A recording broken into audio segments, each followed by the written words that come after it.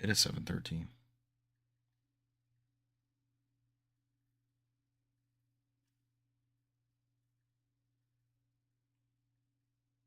You guys got a good bit of games played, right? Oh, yeah. I had a decent amount. We had another win, Richard. You Saturday got another night. dub? Yep. Am I the weak link? I don't know. We had a rando. He kept dying. I had to bring him back. But his So he was the weak link? It's not me? What was his name? Georgia Dog? 86 Georgia Bulldog, or something? 86. Yeah. Local boy. Yeah. Wait, Georgia Bulldog 86? Yeah. That hits home a little specifically there. That's what Cesar was saying. Did y'all think it was an alter ego? Could have been. We He was also the had a only one level 1 soup at one point.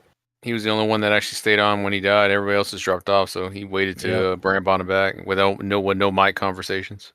So he stayed on there instead of leaving the game, is what you're saying. Like. Yeah. Yep. He was with me at the end. He was with me at For the very dub? end.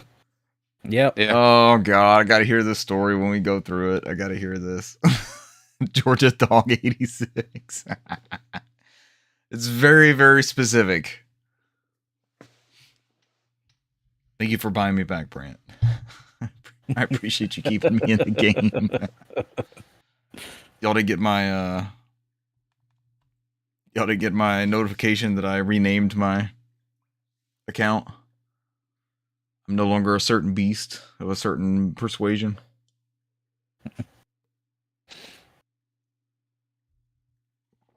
No, you're not.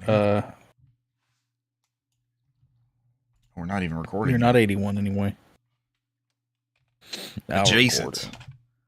Adjacent-ish. Now recording. Yeah, that's what we need. That's what we need. Should have done that before, but I think we're good.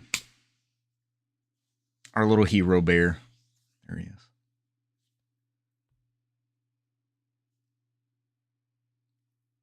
Ladies and gentlemen, welcome to episode 354 of the NOFODcast. We are No Outside Food or Drink, the Southeast premier video game and Remedy Control Universe podcast.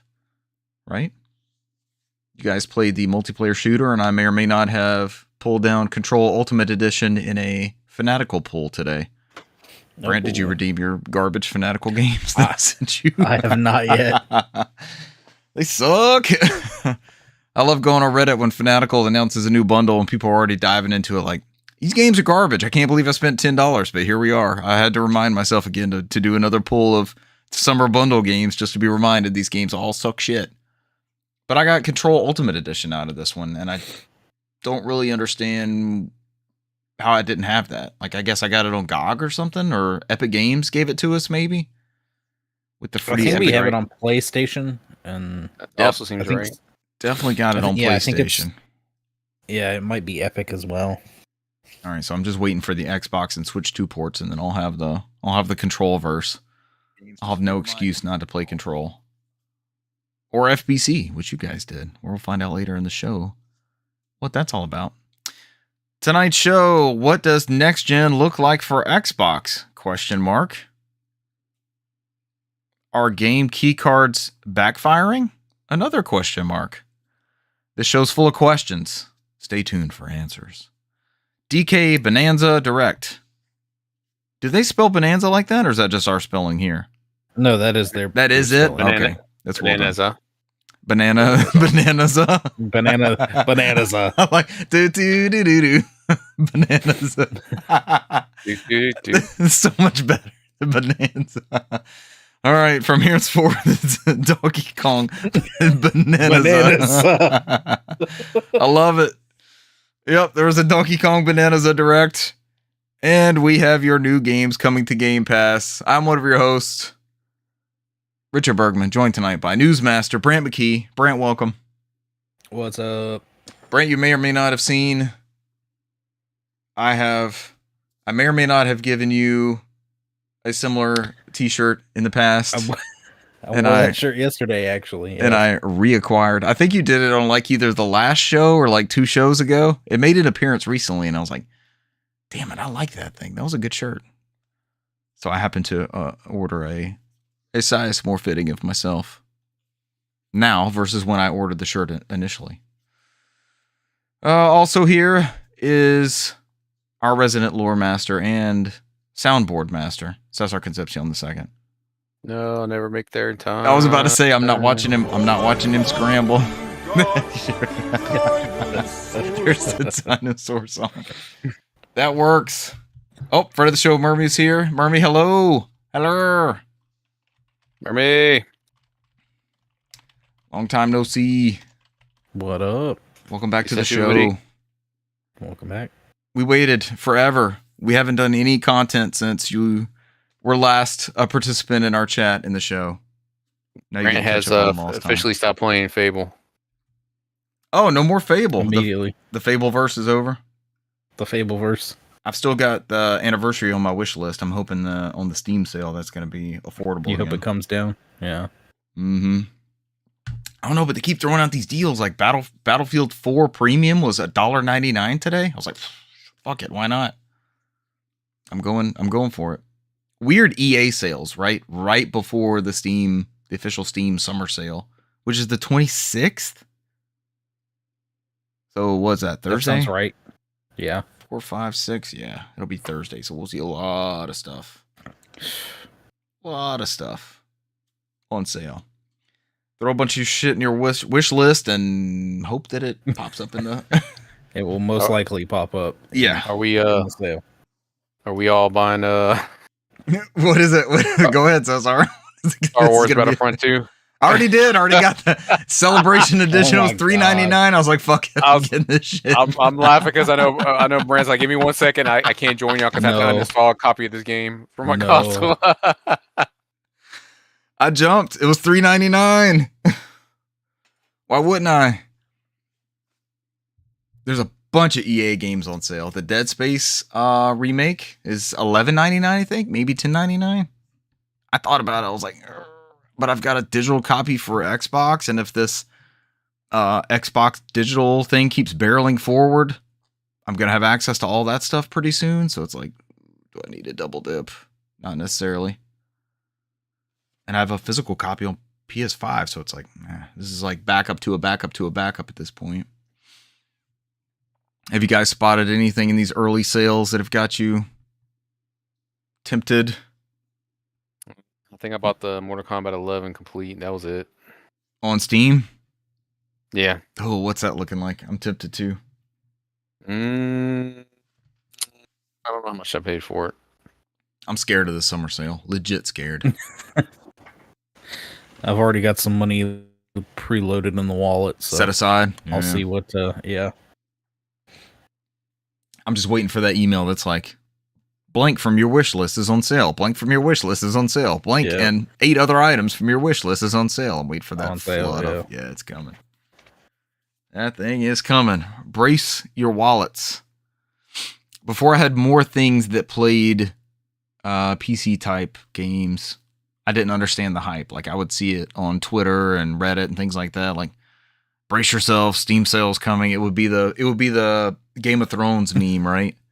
So the winter is coming. I think the one I bought was Mortal Kombat 11 Ultimate plus Injustice 2 Legendary Edition bundle. It was like $9.99 for both games and all the DLC. Damn. That's not bad at all. How much? $9.99 for Mortal Kombat 11 Ultimate and Injustice 2 Legendary Edition. It's both games and all the DLC. Oh God, is that still on sale? Yes, I'm looking at it right now. It's still $9.99. Oh God. It ends on the 26th. Richard sold. Yeah. I picked up Killer is Dead. Was $1.99. I got Battlefront for $4. So threw it out there like it was some shady transaction. That's how I jumped. Even though we didn't like it, I was like, no, that was $4 worth. I enjoyed my time. I'm just laughing because Brant was like, "Let me give me a second, and let me install this game first." Uninstall. Uninstall. Yeah, I'll probably never play it on Xbox again. My thought was, so I'm scrolling through I'm trying to justify my purchase, right? And I'm scrolling through the description. I'm like, is there a campaign in here somewhere? Like maybe I'll at least play the campaign. I don't know. I There's still no spent campaign. $4. I was like, fuck it. I don't know if it's ever going to be $4 for everything again. And we may It not get probably another will. Battlefront for a while. It's getting a resurgence. Are they going to look at that? Or are they going to say, They hey, might. or is it just a Star Wars effect? I mean, EA doesn't have a stranglehold on that Star Wars license, so who knows? Maybe they Right. They don't control maybe- the maybe the- pipeline of content. Yeah. Disney and the people at Lucas look at it and go, maybe the Battlefield franchise would be better in this person's hands. Maybe we get a different take on Battlefield from somebody else. Yeah. Battlefront. There we go. Same thing. Basically, I was as trying to see EA if- holds it. Exactly. And it was the same engine for a minute, right? It was that same Frostbite thing Mhm. powering everything. I thought I could sort Oh, by man. what I recently got. Damn game's too sweaty as it is. Yeah, we needed the casual mode, right? And the endless loop one got me. I was like nonstop Oh my over and gosh. over and over and Oh, over. the and over Galactic and over and Conquest over. where it was like back and forth and back and Yeah. forth. Yeah. We A war definitely of did. attrition nonstop all the time. Yeah, that The was same scenario over and over. that was garbage. How can I find? I'm trying to see real quick what else I jumped on because I got something recently. That's bad, right? I could probably pull it up on Steam Deck because the Steam Deck will put it on that main screen. It'll say like recently added to library. That's super Yeah. helpful. But it was just a couple things that I picked up in this. I'm scared. Like, there's no way it's gonna be cheaper next week. They said it's gonna last until the 26th, but then it's gonna go up in price. Some of them are weird though, right? Some of them they do this early thing and then they go up crazy. I don't know, man. I got in that bad habit of putting in that Steam DB and just seeing if it's the lowest price has been. So, Yeah. and then that's when I decide if I jump or not. Steam DB is a good resource, and also I've been using Is There Any Deal? And you go there and you can look for, and it'll search across all the storefronts for you. So it'll look at like Green Man Gaming and Games Billet and Humble Bundle. It'll look at all those different storefronts and tell you what that price is at the moment. Because I'll talk about it in Games Played, I guess, a little bit, but I've been playing the Trials of Mana demo on ROG Ally. And so I was like, what does that look like? And it's $50 on Steam. And it's in my wish list, but a couple places have it for $20 right now, including the Microsoft store. But it's one of those, like I've been really pulling from the Game Pass PC downloads on the ROG Ally recently, right? But it's not one of those games, it's console only. So when we read that list that does PC, cloud, console, that sort of stuff, like Trials of Mana right now is only console. You can't download the PC version of that, which is strange. You never bought it on anything else already? I have it on Switch, and I saw it got a crazy upgrade for Switch 2, and I think that's what drove me to looking at Trials of Mana again. And I have it on Switch 2 PS4. It's Switch 2 60 frames after Yep. because it's uncapped. Yep.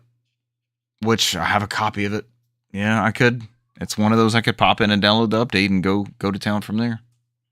No, I don't know if there's an update. I think it just plays just because works. it's uncapped. Yeah. Yeah. The games When it- that are uncapped have been hitting 60. The games capped at 30 are stuck at 30. That like game was shipped Dragon uncapped. Quest 11 and Dragon Quest 3 HD. Yeah, some of those. Because I think that's why I was hitting 30 to 45 on the OG Switch. So I think Switch 2 it hits the consistent 60. KT in the chat says the game that never ends. That's an callback to Battlefront. It was never going to go anywhere. We kept trading rounds. So it was Galactic Conquest, right? So you were trying to take over their whole side, or they were trying to take over yours. And if you won or lost, you would move like up and down the ladder as you won and lost. So we just kept going back and forth. We played the same maps like back and forth. We'd win one, then we'd lose one, then we'd win one, and we were just stuck in that loop on Galactic Conquest, and we were not enjoying the gameplay loop enough to be invested to see it through, right? No, definitely not. Let's get into news. We're going to start off with Xbox Next Generation plans, summarized by Andy Robinson at VGC.com. Microsoft has announced a multi-year agreement with AMD to create chips for its future devices, which it says will not be tied to, quote, a single store or device. The news was shared in a brief video published on Tuesday in which Xbox President Sarah Bond pledged to deliver, quote, deeper visual quality, immersive gameplay, and AI-powered experiences, end quote. That's ominous and weird. It almost sounds like, was it Crackdown 3? They were talking about cloud computing for some of the geometry. Services. Azure, Yeah. It was Azure services, wasn't it? So yeah, Azure servers and all that, using that, the cloud-based stuff. God, Crackdown 3. I mean, this is nothing new. I mean, everybody has some form of AMD outside of Nintendo, and they all use some form of AI now. So yeah, and even the Switch 2 is using some upscaling stuff, right? yeah, things like DLS is whatever their custom one is too. I think everybody's in that boat now. What I had to look up, and this article confirms it, is AMD chips power the current Xbox Series consoles as well as the upcoming Xbox branded portable PC, the Xbox ROG Ally. I had to think, like, all of a sudden I was like, what is actually powering those Series consoles? I couldn't remember, and it is AMD stuff, because I was worried about backward compatibility. I was like, where is this going to head to? Been AMD since the Xbox One. I think it was a power PC on the 360s. Mm-hmm. So because they were NVIDIA using on the OG one. They were using Mac G4 or G5 Pros to develop 360 stuff on. It was one of those big tower, not the Bondi blue one, but it was still like the color towers that they were developing those on. You mean they gave up on Silicon Graphics towers? Yeah. Well, that was Nintendo, right? Nintendo was doing the Silicon Graphics machines. Yeah, I think it was it an early Oblivion or Fable? No, it was Gears of War 3. They had Gears of War. Gears of War. I'm saying Gears of War 3. They had Gears of War running on those Power PC. I said it is G5. That would have been around the right time, right? That sounds right. The Pros. Yeah. Because the G5 at that point looked like the current iMacs. It was the all-in-one screen. The G4 was the lampshade style, and the G3 was the return of Steve Jobs, like the CRT style one. Return of the King. Return of the King. He did, didn't he? We've established a strategic multi-year agreement with AMD to co-engineer silicon across a portfolio of devices, including our next-generation Xbox consoles, Microsoft said in a statement. Blah, blah, blah, blah, blah. Corporate speak. I don't think there was any other big bits out of this. Microsoft has been targeting a 2028 launch window for its next Xbox console, according to a meeting transcript released as part of Microsoft's 2023 legal battle with the U.S. Federal Trade Commission. Increasingly, Microsoft has adopted a multi-platform approach for its first-party games, with many titles now releasing for PlayStation 5 close to or alongside their Xbox versions. Yesterday, as I was perusing the PlayStation Store, I saw a huge banner for Gears of War Reloaded, which to me is still, like, we've known about this for almost a year, it feels like, but it's been official for a couple months, and it's still just strange. I was working retail when the first Gears of War came out, and that was legit one of the biggest reasons to own a 360 that first year was to have Gears of War. That was one of those flagship titles that they trotted out at every trade show and every E3, and Xbox used to get teased about being only Halo, Gears, and Forza. And to see that giant banner, it's like, all right, it's gonna be here. It's like, okay, all right, it's gonna be on PlayStation. It's just it's kind of a surreal thing. What do you guys think about 2028? I think that's far enough away I can start saving some pennies and be happy with how far out that is. Yeah. It'll depend on the price too, right? That might be one of the bigger takeaways. And they've been committed to this. I guess this is just official. Is this kind of an AMD stock boost potentially? Because they've been saying they're working on the next generation hardware. So that was never a mystery. I think this is just a confirmation of the relationship. Yeah, Sony did the same. Remember, they said they were doing the next chipset will be with AMD, which helps with backwards compatibility. So they're not doing anything different. So yeah, just maybe a post E3 cycle or whatever this Summer Games Fest, this June thing is, coming off the success of that ROG Ally handheld has been well received as a device. Like, people are talking about it and hyped about it, so why not capitalize and buckle down on that AMD partnership? And and it's been floating around that Xbox branded MetaQuest also that supposedly is dropping I guess sometime within the next week or so. It's very soon, supposedly. Which is a MetaQuest 3S, which is the non-pancake lens one? Or is it pancake lens? Which one is the advanced one? I'm not sure. I think the 3S is the cheaper model, right? It's the cheaper model.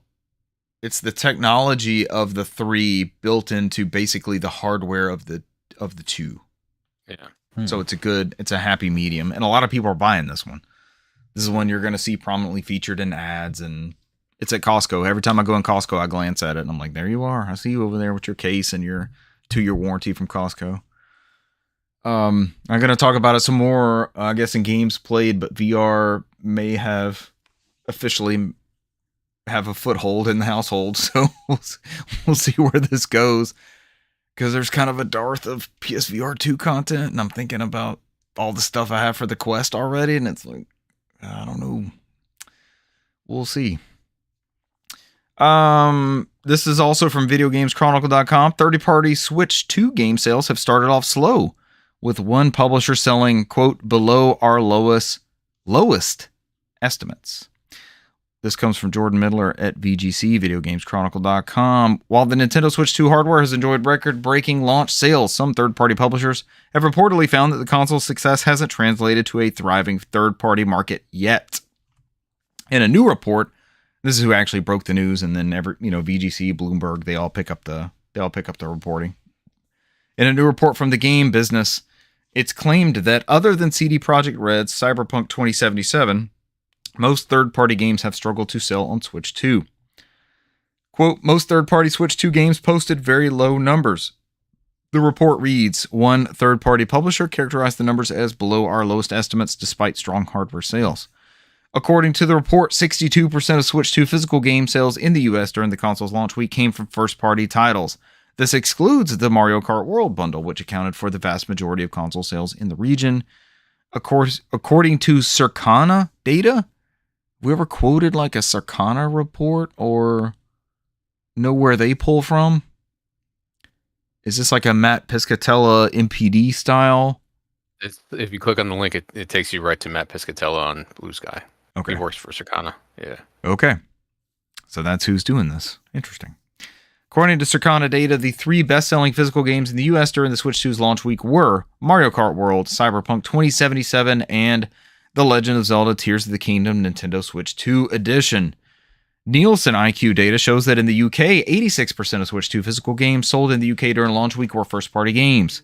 If the Mario Kart World bundle is included, if it's excluded, the figure is 48%. Cyberpunk 2077 was the best-selling third-party game in the UK during the system's launch week. VGC goes on to speculate there are many other reasons for this. There's backwards compatibility. There's lack of media reviews for the console. Remains to be seen how this is going to play out. Yeah. Small sample size. Yeah. So. We're very, very early on. And both you guys supported Cyberpunk 2077 physical copy, right? You got the whole game on the cartridge. And they were upfront about that. And it was very obvious for early adopters, like, hey, you're going to get the whole thing on this cart at launch. And they were way out there, right? They were saying this is the best way to play this portably. You get this version, you're getting a great copy of Cyberpunk 2077 on the go. You think more people are going to follow this? You think we're going to get rid of the game key cards? How do you think this works as far as this how this breaks down? Well, I did see something today where Sega's racing game, what is it? The Sonic Crossworlds. Crossworlds, there we go. Couldn't remember the title. My mind immediately went to like Sonic All-Stars Racing Transformed or whatever that one that title was. Yeah, the one with like the dragon from Panzer Dragoon and Ryu from Shenmue and all them. Yeah, but Cross Worlds, people were zooming in and looking at their advertisement showing all the different editions of the game, and the Switch 2 box, if you zoomed in, had that kind of like it was covered up because of course they like put the games all like this and then fanned them out so you could see the different labels, kind of. But the Switch 2 one had a kind of like that clear banner at the bottom, that like big banner that just is like has some extra text and everything, so people were speculating that that's the, what do they call it, the Switch 2 edition, so that may be a cartridge that actually has the whole game on the Could also cart, be code in the box, because that little notification is on the left-hand side and has all the same stuff when it has both versions. So, but people are crossing their fingers and hoping it's a full game on the box. And I can't remember which other another code in the box. What was that title again? Sonic Racing Crossworlds. Yeah, I mean that one's gonna have updates and it's gonna be somewhat live servicey and not battle passy, but I mean they already said that. Ask. Yeah, they're gonna have new characters like every month, like a brand new character added every month or something. So 2 DLCs. You get the premium where you use like the SpongeBob and all that, and then you have the free DLC, which seems to be the Sega stuff. So hear me out. If you're in that scenario, you get a retail presence, right? You're going to have your copy on the shelves at Walmart. They're going to be at GameStop. They're going to be at Best Buy. As a consumer, we can buy it.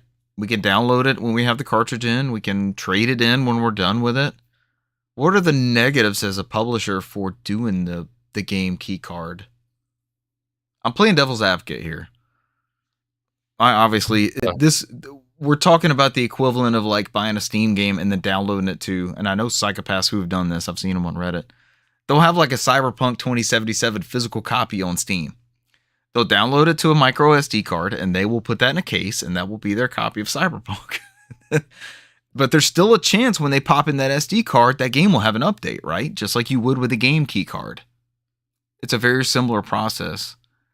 I mean, the lose situation for a publisher would be what I did with Bravely Default, and they get none of my money because I bought it used. So on the game key card. So the surefire way would be a coded a box or digital only for them. So well, even with certain game key cards, like I saw with Street Fighter.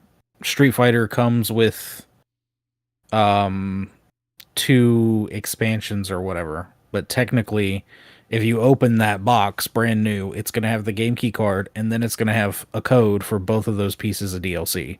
So if you buy it secondhand, you're literally just getting the Street Fighter base game. You have to go and you don't get a Turbo or Championship Edition included. You just get Street Fighter. To go purchase.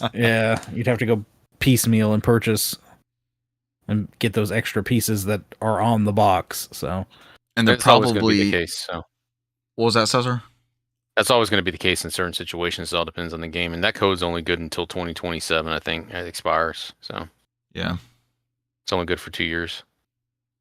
And they're not passing that on to you secondhand. You're most likely losing out on that. But you're not getting the, like Cesar mentioned, getting Bravely Default less expensive by buying a used copy, right? But it was just one SKU. He didn't have to worry about these extra download codes.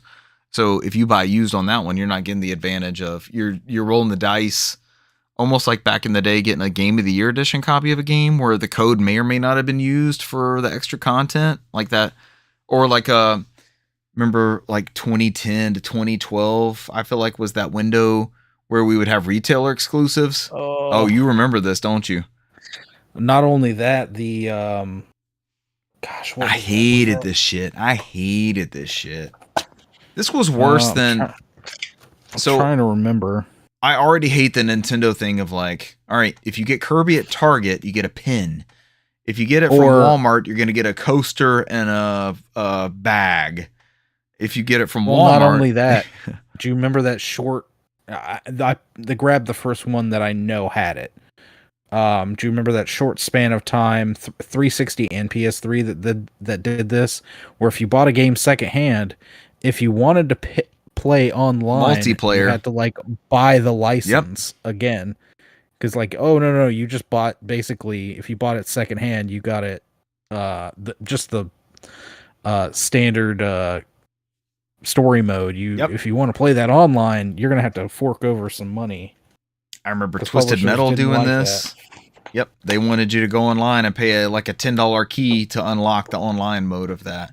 So, Brand, if you remember right, GameStop immediately pivoted on this and started including a code on their receipt. If you bought a used copy from them, they would put the code on the receipt for you to get that online version.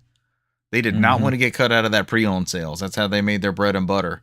I guess they met up halfway on that sort of thing. Like, you know, you'll get $5 out of this, and we'll get $5 out of this by undercutting that new game sale. Whew.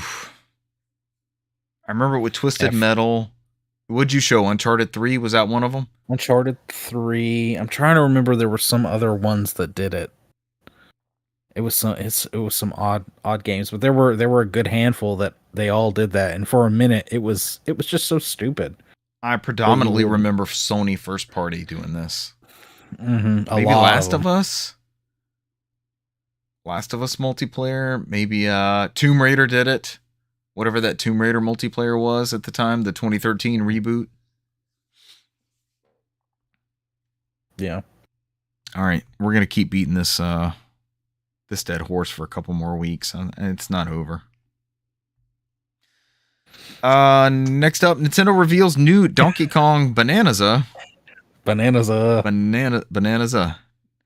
Gameplay info, including Pauline reveal. I think this had already leaked, right? They knew that rock thing was Pauline.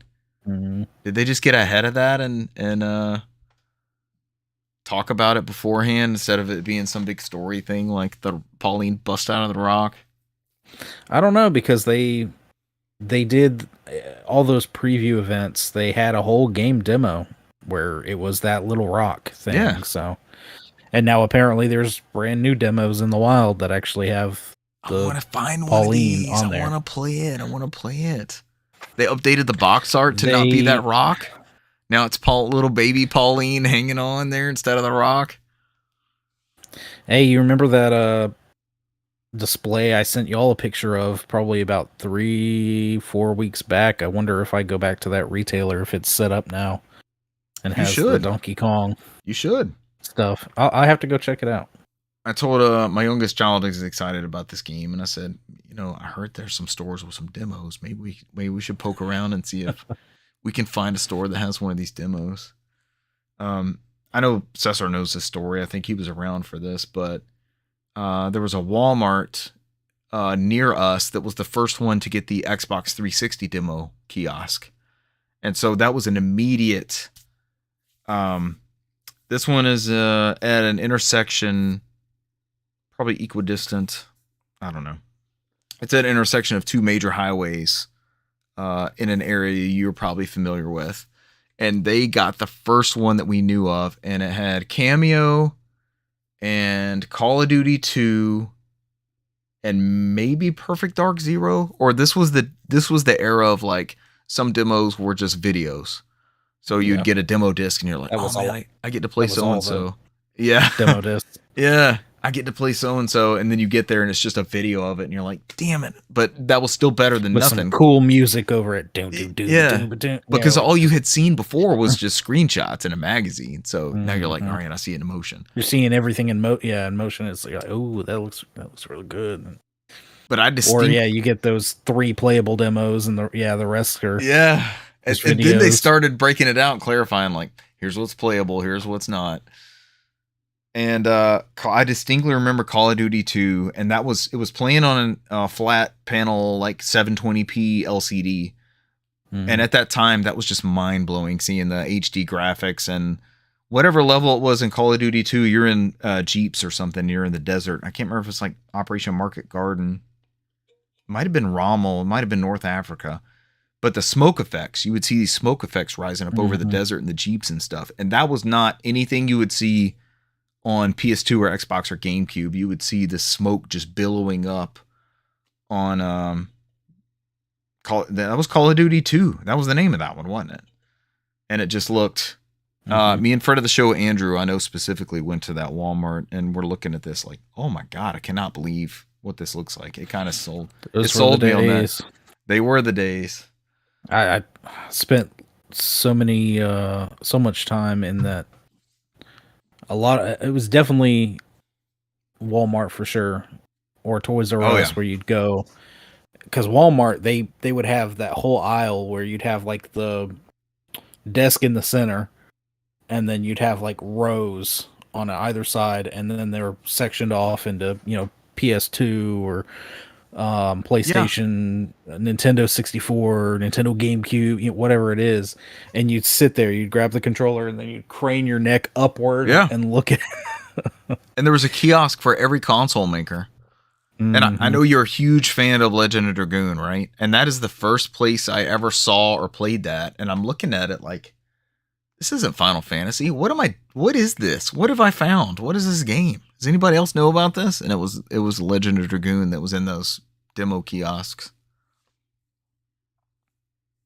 So we may get out and try to hunt one of these Donkey Kong ones before the game came. If that one is up and running and it's got a demo on it, I will let you know. What did you guys think? Did y'all watch this Donkey Kong Direct? Yes, I did. Bonanza. I know you did. I did because this game went from listening to some music. Oh my God, this game went from Donkey Kong Country. Oh yeah, because those Donkey Kong Country themes are sprinkled all through this Donkey Kong Direct. I heard so many different Donkey Kong Country themes and songs. Yeah, this went from I'm kind of curious about this. What is this team gonna do with Donkey Kong? To this is a must buy. This looks awesome. The bosses, the characters, the lore, Pauline obviously being in it now. It looks totally awesome. And I wouldn't say something that couldn't be done on Switch, but it's a Switch 2 exclusive, and it looks really good. All the different power-ups, like you had what Cesar sent us, the Super Saiyan Kong, or a Monkey D. Luffy. Monkey D. Luffy. Donkey D. Kong. Donkey D. Kong. That's what y'all called it. And then there's challenge modes, and it seemed to be a mix. What struck me is of like Breath of the Wild, you have like these challenge shrines that you can uncover and find that have different puzzles and things like that. It had some Donkey Kong 64 elements. There's a shit ton of collectibles. Like there's a whole bunch of currencies. That's the weakest part of the Direct, I thought. They lost me on some of the currencies. Very DK64. Oh my God. DK64 with the unlimited collectibles. Oh, you can collect gems, or you can collect mega bananas, or you can collect... There were just... chips. And then it's over and over and over. There are so many different currencies that they showed off for stuff, but there just seems to be a ton of shit available. And the way that you could like upgrade... There's a ground pound sensor maybe that shows you where stuff's nearby, and you can spend some of those radar, sonar kind of deal. You could spend some of those tokens and find like where the mega bananas could be closer to you and stuff. Like it seems customizable. Like you can level up different things. I love when games add a music finder, like trying to find a soundtrack. I'm playing Final Fantasy VII Remake. I need to get back to it, but there's tons of places where you can either purchase new songs for the jukebox, or you uncover them in the story, or you find them in chests and things like that. And I always love finding soundtrack pieces places. And again, that's where some of the Donkey Kong Country music callback was. But then some of it was built into the levels. For as much kickback as they seem to have had on the art direction of how Donkey Kong looks, they're still very much leaning into who Donkey Kong is historically. I think he really looks like that original style of Donkey Kong, but they're not looks like more of those original drawings. For sure. But they did not kick the Rare legacy and even Retro Studios style. Yeah. And the music and like the David Wise compositions. they didn't get rid of that. It's really a true continuity of Donkey Kong, I feel like. And this just looks good. It looks really good. What did Brant, you watched it, what did you think of it? I thought it was great. I already was sold on this game. You were already in? Oh yeah, I was definitely in. And it was funny because I had a small conversation when I went to go pay off my Switch 2 with the GameStop employee who was telling me about her conversation with the Nintendo rep and how they're all in on Donkey Kong being the big seller for the system and how she doesn't really like the redesign and this, that, and the other. I'm like, he looks fine. He looks like Donkey Kong. He looks like the original Donkey Kong. He's almost like, well, even the rare one was like stupidly banana crazed, right? Like that was his whole thing behind Donkey Kong Country, is you jumped out of the tree house in the first level and you went underneath and he's just beside himself that his hoard is gone, like his bananas are gone. So it's still that same Donkey Kong verse. I don't know what you say. It's still Donkey Kong. Yeah. So that's right. Were you always in on Donkey Kong Bonanza? Banana? We'll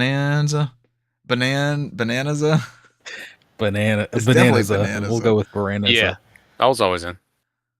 Yeah. I mean, I was gonna day one, and I watched the Japanese trailer with the Japanese voice acting. I think that's the one I'm gonna get. So, how did it sound? Was it solid? It was pretty good. Yeah. Yeah, even the singing part, I liked it more. So. Oh yeah, she does sing. So Pauline like unlocks stuff through singing abilities. Did the bosses remind you of like Kung Fu Panda style bosses, like the animation and the caricatures and stuff? I was also very excited by the co-op being one of their game share titles. And the big thing with that is we have a couple Switch consoles in the house. There's only one Switch 2. You can share that co-op experience with an original Nintendo Switch. And I was like, oh, that's pretty fucking awesome, especially for this household. That'll come up big. Tons of collectibles. We talked about that. The Banandium gems. Banandium.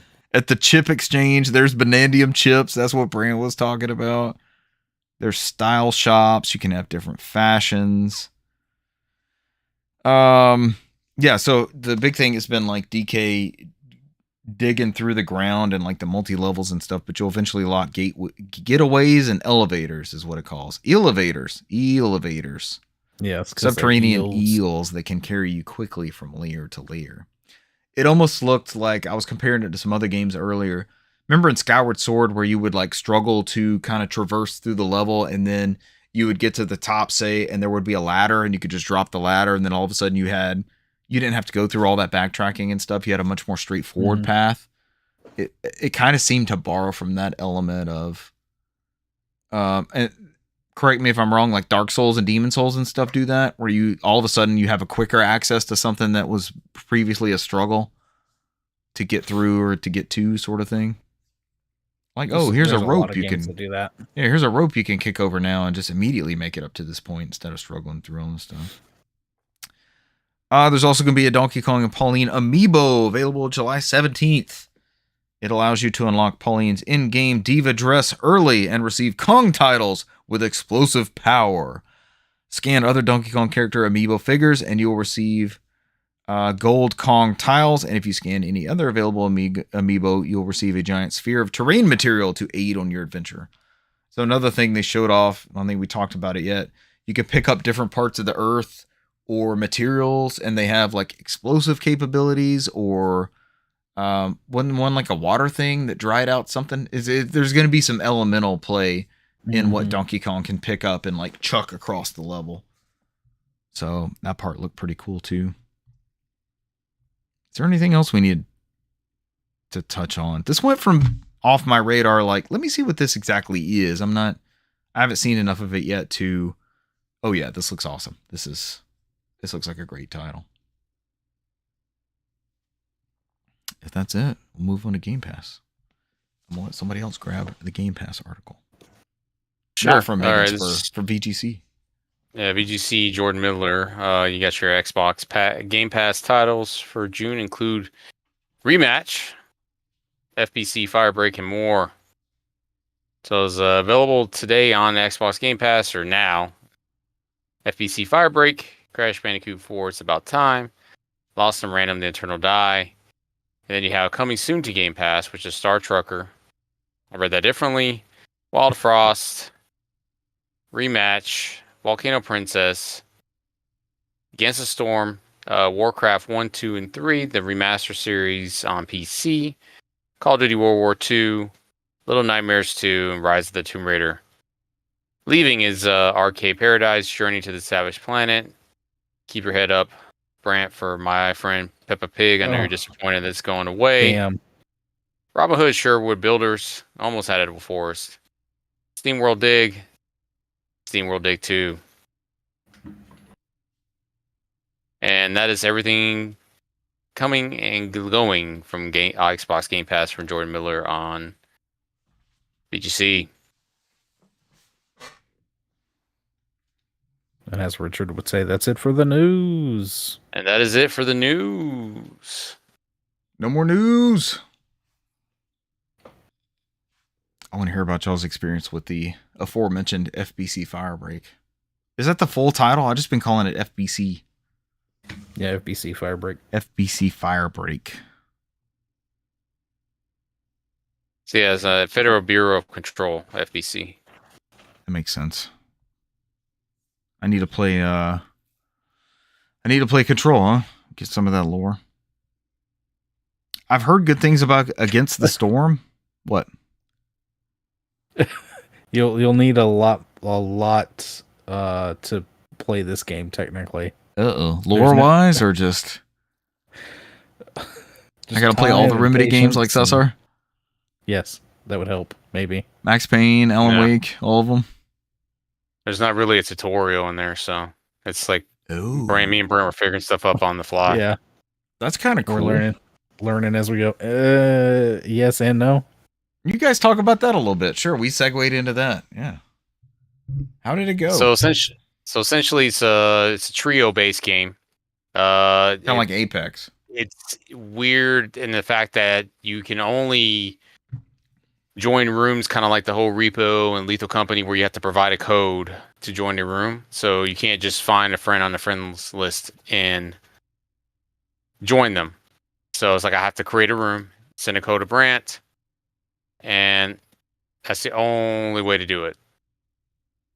So we did that for a little bit. It's not normal like Call of Duty or Halo or something, what we're used to? No. You can't just find you on a friends list and join you. All right, you have to actually create a room and send a code to somebody like, here's my code, join me. It's kind of like a friend code thing. What's the reason behind doing it that way?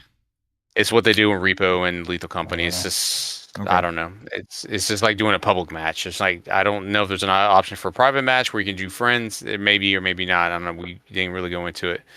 So they made me and Brad do a tutorial level, which is we go through and we have to stop this fire from popping off in this fans and turn on the ventilation system. Okay. As you go through, you choose three different classes. I don't remember the classes off the top of my head. But I think me and Brant chose the opposite ones. So unfortunately, there was not a way to get a third person in there unless they joined the squad. So it was just me and Brant. And the battles are kind of like as you go through, we have to charge batteries and go in there and fix panels. And then you have QT parts of the game that's similar to like Helldivers, but it's like a long list. And if you don't enter them in there right, you take damage. So there's a lot of times that Brant was on fire. I was on fire for random reasons. So you have to like go to these showers and put water on there. Brant figured out that you can drink water so you can heal your life. None of this stuff was told to you. It's just, they put you in the game and you just got to figure it out. Okay. And then you get these hordes of enemies coming at you, which were just enemies from Control. And they're done in like seems like in certain time links, and also they're in certain milestones in the game where you get a fan on there, and so you have to open up these saves, and the safe rooms are what you use to come back to life as like your spawn point. So it's kind of like the only part we didn't get to is because after you complete everything, then you got to run back to the elevator, kind of like a la Left 4 Dead, and fight everything down as you try to make it on there. It's easy to get overrun because they just kind of all over you. They just mob so you don't have infinite ammo like Left 4 Dead. You have to pick up ammo in those safe rooms. But sometimes the enemies drop ammo, but that's very rare. Rare. I was I can't speak for Brand. I was enjoying my time with it. The only problem is kept having back end errors where it dropped the complete game and it just ended the session, and none of our progress carried over. Oh no! So it happened once after about 10-15 minutes. So me and Brent went again. Then it happened again and kicked us out. And Brent's like, "Nope, I'll wait till they fix this." Yeah, this is ridiculous. Oh no, that's like bad Halo literally matchmaking. You still level 1. 15 you spend 15-20 minutes in there, you progress, you start doing everything and getting everything back up and running, either in the safe rooms or from enemies. They drop like little files and things that basically give you some kind of point, kind of like, when you find super credits in Helldivers, you have those like different colored things. Right. That it was like some kind of yellow symbol, and it would tick up. And I'm guessing once you finish the level, based on how you did in the level and plus how many of these pieces of lore or whatever you collected, it would level you up. And we collected a bunch of them both times, and then all of a sudden, boop, we're both back out into the lobby. Connection error. Damn, that would frustrate the shit. Nothing's there. Everything's gone. Still level 1. I'm like, damn. Have y'all seen? Is that the common consensus that people are running into? It wasn't just something exclusive to y'all's play. Okay, so it's across the board. Cesar read that it was a common issue across, just like definitely across PlayStation. We all playing on the same platform? Yeah. Okay. Mm-hmm. PlayStation and Steam. So it's not just PlayStation? Yeah. It's happening to all. Okay. Damn. So we might download it on Xbox and give it another go. We'll see. But okay, that'll be my entryway into it. I know it's cross platform, right? But I think that was going to be my easiest way. And Wish too. But it's only groups of 3. Correct. Yep, only 3. That automatically kind of rolls it out of our friend group and the way we play games typically. But y'all had some randos in there? Did y'all have any decent? I feel like I saw Rican on there. No randos, no. We eventually dropped and went into Call of Duty. Okay. Went into Warzone. That's when I saw the randos. Okay. But y'all had the Rican for FBC, right? No? He didn't jump on it. He played Call of Duty? It was just us. Oh, he doesn't have Game Pass right now or PlayStation Plus, so shit, I there's thought no I saw way for him to play on. Okay. I think for some reason Warzone is free to play, so that's why he can join on the Warzone. I got you. How did y'all's Warzone play go? Besides a win, you gotta win. Maybe about an hour. Yeah. Did all casuals. First one was close, right, Brandon? Then we sucked ass the second one. And then we got Rican in there, and that's when I saw. Okay, so I didn't see FBC. I saw you guys with Rican with Warzone. We did like 3 games, maybe 4 games with Renee. Yeah. In that last game, thank gotta win. goodness it was the last one. Yeah. We got a random person that was Georgia Bulldog 86 or something like that. That's crazy. Yeah. What map did y'all play on? Verdunks. Because the only one I think of rotation and casual. That's what's on casual right now. How did that finale play out? Shoot, the dude did a decent job of staying with us, even though, of course, we were in a party. Yeah. So there was no communication. He wasn't like marking anything, but I mean, he was staying with us, and he and Cesar died once, and I was able to go and bring him back, and then we took a risk and ran to the buyout, or not a buyout, but a buy station. Buy station. Mm-hmm. It was a loadout drop. We were gonna run to the loadout drop, and then it was just too hot, and that's how we died. That's how they died the first time. We were trying to get the loadout, and there was a bunch of people over there. And then once they dropped back in, we tried to go swing by the loadout, but there were so many people, and the circle wound up closing in around those, like the airport area, and that like one specific corner where you have the one building, it's like a fire station and it's got that tower, and then immediately to the left of it, it's got like those hangars, those open hangar buildings. I know what you're talking about. So we were in the hangar, we were chilling out. Mm-hmm. We had there's one a bunch person, of them, right? There's like 6 or 7 going down that. Yeah, there's a few of them. Yeah. When we first ran over there, we killed a couple people, and then we just posted up in there. And the way the circle closed, it almost closed like halfway around the hangar. And one of the enemies came around. But before that, I took the rando had died, so I had to take the vehicle and like run and go buy him back real quick and run back. And he stayed with us till the end. It got a little hectic. Renee went down, and then Cesar went down. Me and the other dude like came out of the back and killed the two that took them down. But there was still somebody on the roof, and we can hear them, but we couldn't see them. Fuck the roof people! Don't be roof people. I ran in and I ran up the stairs, and then I wound up jumping out the window and running into an adjacent building. You know, plating up where the rando went into the fire station and just stood there. Yeah. And the circle's closing. I look out the door and I'm gonna run back across to the fire station, and I see the guy come across right at the corner of the building and jump right down to me. So literally, I just as he's falling, insta murder with that parachute open. Yeah. Yeah. He took all those bullets. Get fucked. That's awesome. It was a good time. Was that it? Was that the last kill of the night? Yep. We ended it, yeah. Brent, what a finish! That's a Warzone finish right there. It was a good Warzone finish. Oh, it was man, a good Warzone game. Excellent. I like the multiplayer update.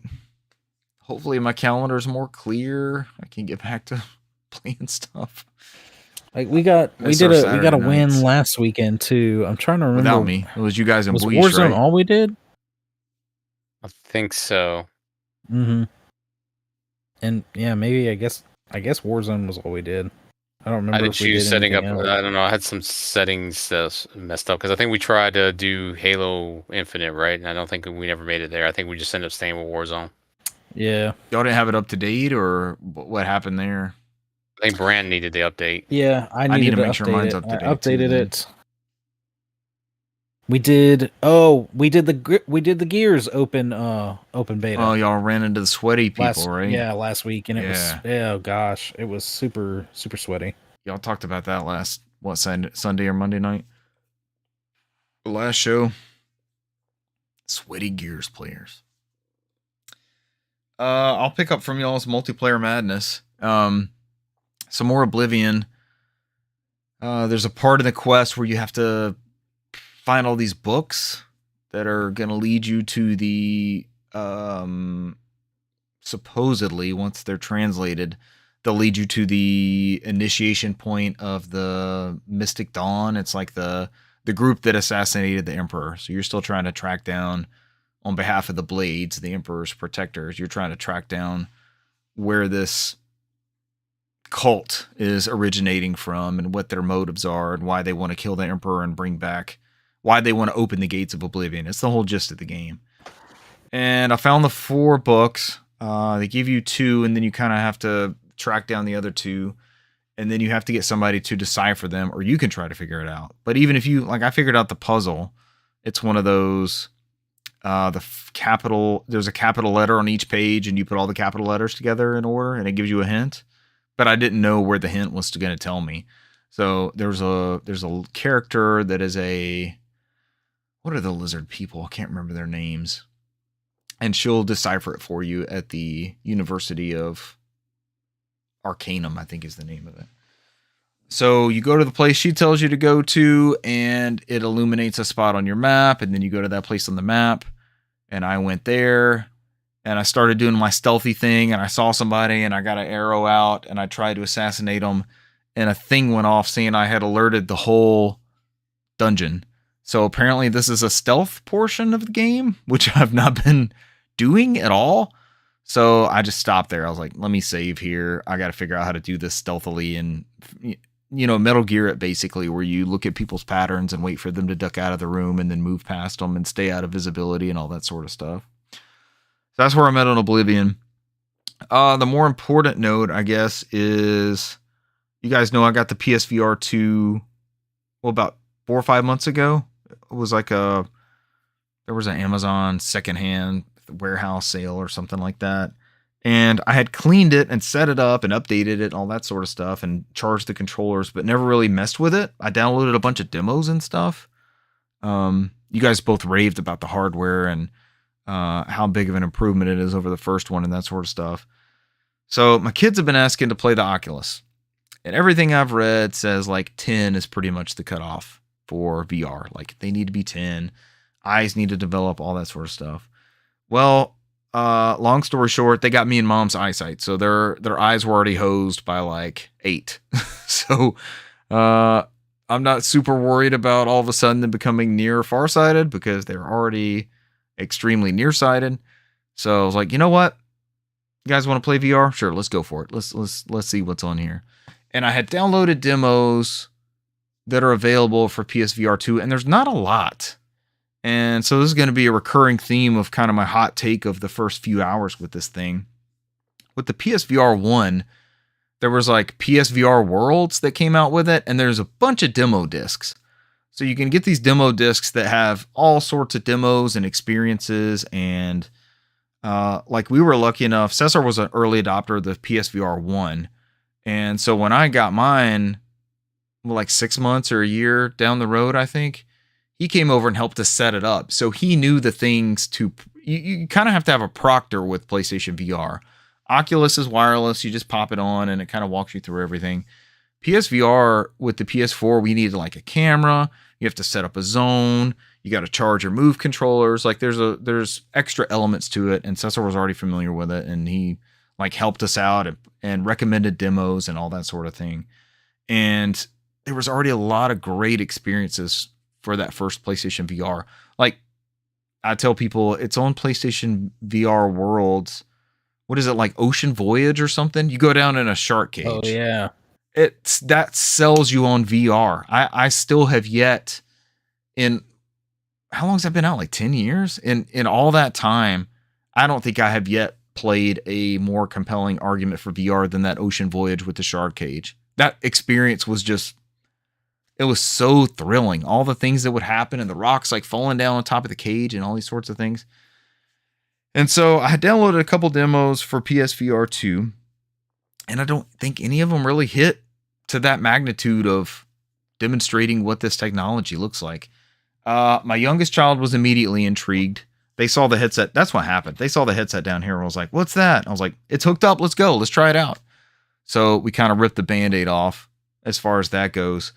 And they wanted to play, there's a subtitle to it. It's like Star Wars something Tales of the Galaxy's Edge, or maybe Star Wars Galaxy's Edge, Tales of the Galaxy's Edge. Okay. So this is their first foray in VR. So they have the headset on, and the PSVR 2 has that cable, but there's liberal length on the cable. Like it's fine. It never became, I was wondering like, please don't trip on this thing. They both wear glasses. I had to give them the talk of, all right, here's how you put the headset on. Here's how you tighten it down, and then you move the forward part, but you don't want it right up against your glasses. And then you have to adjust the pupil thing, the iris. There's a term for that, but it's how far apart the lenses are compared to your nose. And so we got everything synced up there, and then they were playing the Star Wars Tales of the Galaxy's Edge and like looking around and underneath. And from what I could tell, because I'm just watching them play, you pick up weapons off the ground and you have to manually load them and like tuck them into your bag, and you pull thermal detonators out of boxes, and you tap something on your inventory like a Pip-Boy, and you physically put those thermal detonators in your inventory. And it was really cool watching them experience. I think I sent you guys some videos watching them experience the first forays into, and I guess they're spoiled. The first foray into VR is PSVR 2, right? That's like one of the premier headsets as far as technology and stuff goes. experiences, we'll see. We'll see where that goes. So then by then the oldest child has come down. It's like, Dad, what is this? I want to play, but I want to play this one. I don't want to play the Star Wars one. I was like, okay, let's see what else is on here. And I had downloaded the Call of the Mountain demo. So when I got this SKU, it was supposedly a used copy of the Call of the Mountain VR bundle. So when I got it, there was no code. And there was also no headphones, which I recently discovered. And I got to ask you guys what you're using for headphone solutions, if you're using the built-in ones or not. Oh, Brent's using his Pulse. Okay. So maybe that's the way to go. Okay. It automatically, it's already synced to the PlayStation. It just works, right? Okay. Yep. Wow. And that exact same headset is maybe a foot and a half from the headset and the controllers, and it never even crossed my mind to just use that one. Yeah. What an idiot. And it sits like right. It's perfect. It like sits right perfectly. Nothing interferes with anything else. Goes straight over the top. Because I tried. I didn't even know where the plug was. I have it's like a HyperX Stinger Core. It's like one of their bottom barrel headsets. And I found that, and I put it over my kid's head, and I was trying to find where it plugs in, and I couldn't find it. And while they were playing, I ended up looking it up and seeing that it's like on the back, there's a 3.5 millimeter jack that you can put back there. But people were selling the ones that came with it on eBay for like $15. So I may get that set that just attaches to the headset and stays on there. I don't know, Brant, you provided a solution. I hadn't even considered that, and it's right there. I probably almost stepped on it while we were doing all this. So my oldest child is playing Call of the Mountain.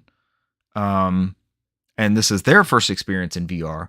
And it opens up with you, and you're in the Horizon universe. So I've been saying Call of the Mountain, but it's Horizon Call of the Mountain. So it's the games with Aloy and like the robot dinosaurs, and it's post-apocalyptic, it seems. I haven't played a certain amount of that first one.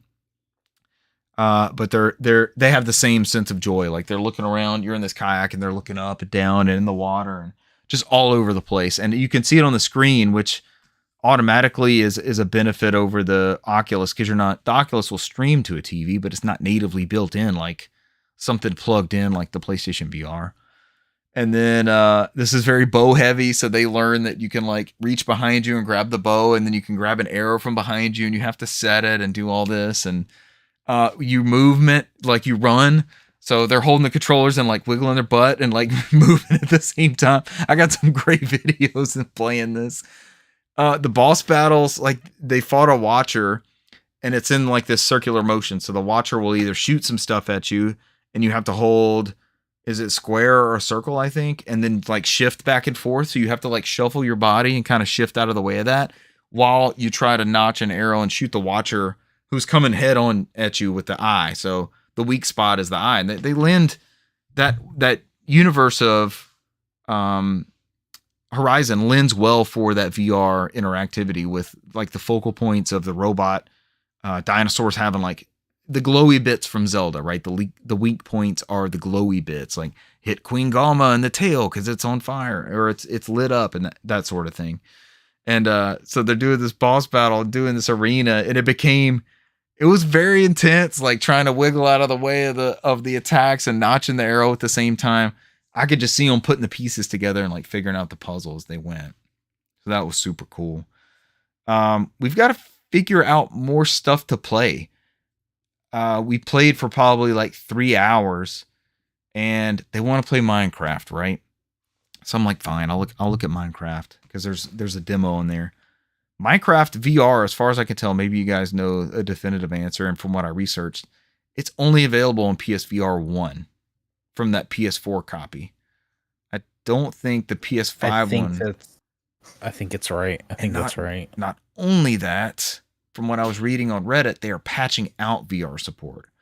So you're going to have offline PS4 disc to play PSVR online Minecraft, to play Minecraft. You will not be able to play online or like updated. It has to be offline with VR. They're going to stop supporting it.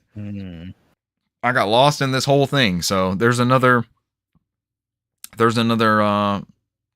point for physical media.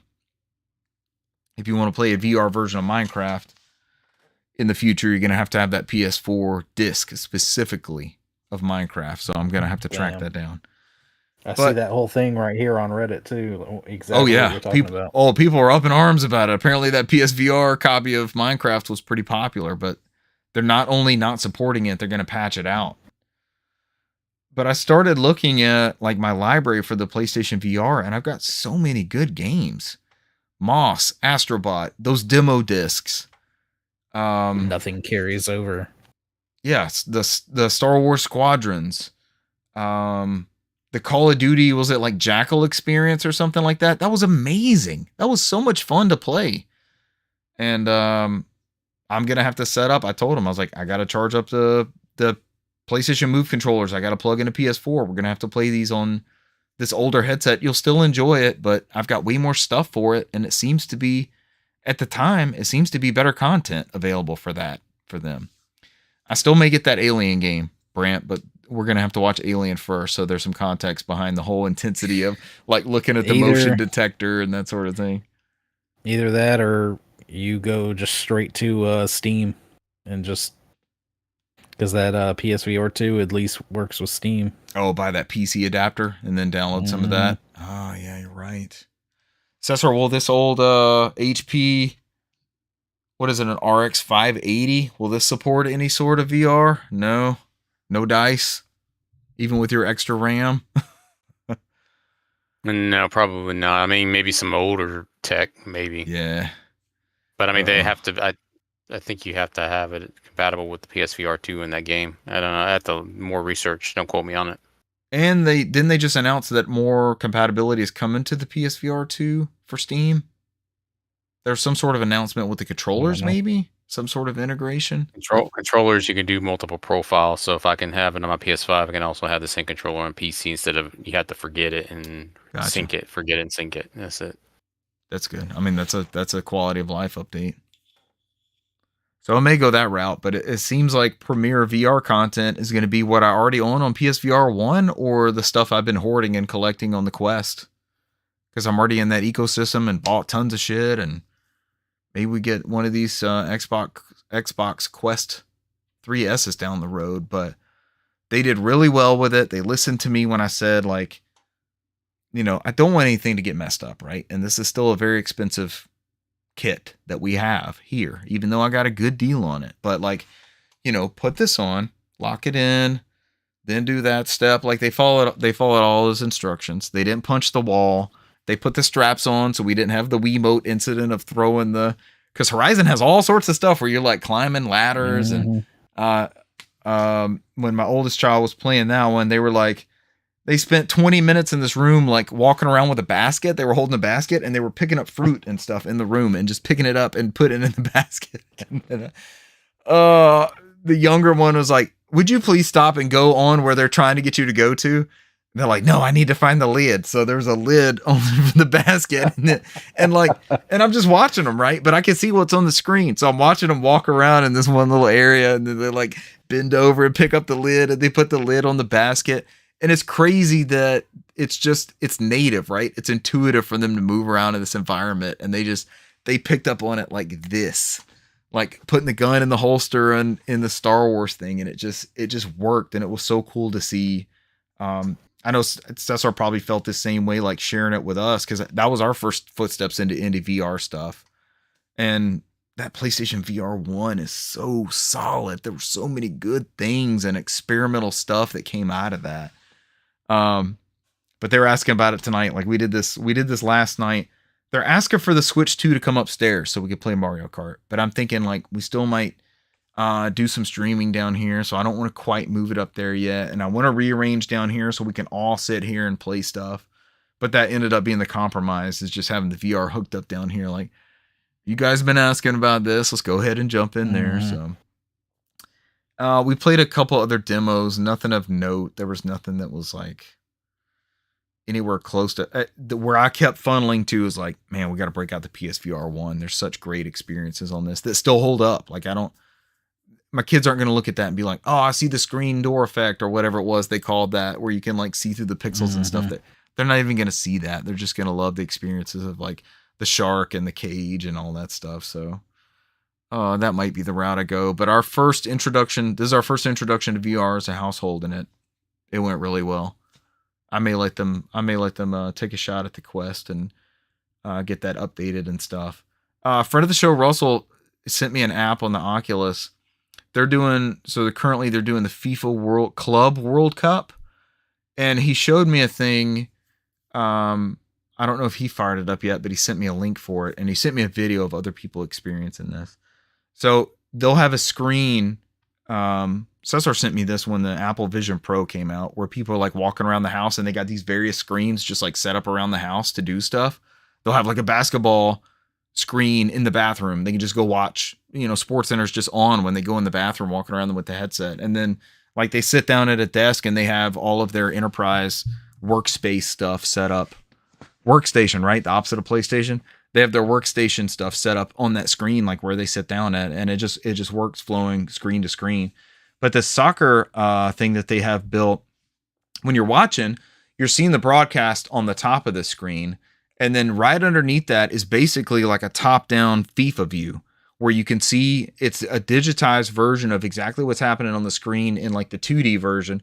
You look down and it's they're moving around like you're watching a 3D FIFA on the bottom. It's a digitized version of those characters moving around, passing the ball, shooting, all that sort of stuff. So did we drop off? No, it looks like I'm still on there. So I might check that out too. It's called Fizzans or Fibans. I don't know if I could find that super fast. If anybody's interested, just reach out, nofodcast@gmail.com. I'll send you a link to that thing that friend of the show Russell sent me, but I don't remember exactly the name of it right offhand. That is it for my games played and a bunch of experimental VR nonsense. Brant, you want to pick it up from there? Yeah. I mean, I've been dabbling and playing heavily with Switch 2, a lot of Switch 2 stuff. Mostly what have you just thrown at backwards that compatibility. thing? Okay, what have you thrown at it? I picked up the Ezio collection. And you were playing that last week. Mm-hmm. Actually, they do something dirty. I bought it because they do something dirty. I didn't know how, but I looked at the game and I like completely looked at the game box before I bought it, and it looked like it said it has nothing on there about additional downloads required. 0. You get it, popped it in, played Assassin's Creed 2, complete, no problem. Yeah. I was like, okay, sweet. Oh, is that the one that's on the cart? Is it spoilers? Is that where we're headed? That's what's on the cart. So what is supposed to come on Ezio Collection? Is that just 1 and 2? That's Ezio Collection is 2. It's not 1. Brotherhood, it's 2, yeah, and Revelations. Brotherhood and Revelation. Okay. It has some extra like DLC stuff, as well. Some extra, things that were included with those, and then some language options that you can download. The language support for like French, German, Japanese, and whatnot. But literally, yeah, I did play through all of Assassin's Creed 2 and then went to try and hit Brotherhood, and it was like, go to the store and purchase. I'm like, what the heck? No. And it just redirects you to a thing inside of the game, and it's a whole screen with all the things you can just click and then download within the application already. So I had to download it's a game key card. Essentially. He says begrudgingly. Essentially. They used to put that internet required thing on the box. They put it on everything else. They put it not on this one? Everything else. It is not. And it says nowhere on there that those games are. I thought those games were on cart though. I thought that as well. Oh, because my mind's blown. And I'd have to run back there and grab them real quick. But because I also bought the Batman Arkham collection just for the hell of it. Oh, since those have been nicely upgraded, right? Yeah, essentially that is a game key card because I popped it in and all 3 games popped up, and then all 3 games had to download. Had to be downloaded. Big chunk Because I'm assuming there's like a small bit of each game on there. I don't have that Assassin's And then Creed it had collection, Brant. I have Assassin's Creed the Rebel collection. I think that's when I was playing the sale genre. I was playing Yeah. Black Flag and Wind Waker simultaneously.